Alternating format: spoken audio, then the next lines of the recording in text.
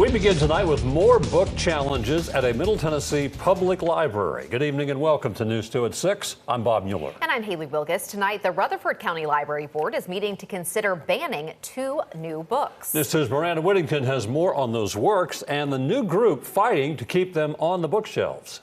Questions. So many books. I mean, are we going to remove every single book in the library now that has a sex scene in it? Are what Tiffany Fee is asking quite often these days. And who gets to decide which ones are appropriate and which ones are not? How far does this go?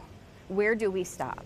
Her questions began back in June. Imagine a policeman coming through the library and somebody saying, well, I want this out of our library.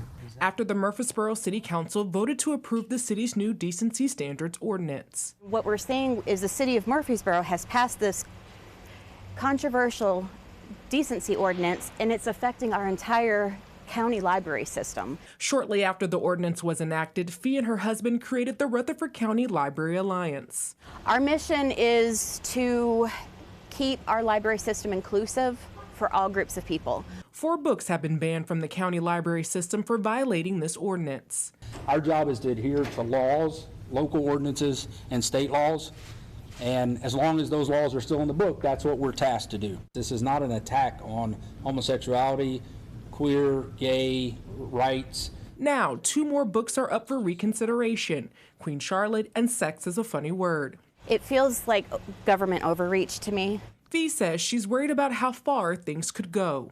The city of Murfreesboro funds 44% of our county's library system, but they're now, with this decency ordinance, allowed to control 100% of the material that's available throughout our county, throughout our diverse communities. And says her group will continue to fight to make sure their library system stays a diverse and inclusive place for everyone. When you remove that, you're removing the safety and the reassurance that people belong where they are. Now, Fee told me that she's hoping to turn their group into a nonprofit in the future. The library board will vote tonight to decide whether they will keep Queen Charlotte or Sex is a Funny Word on their shelves. Haley?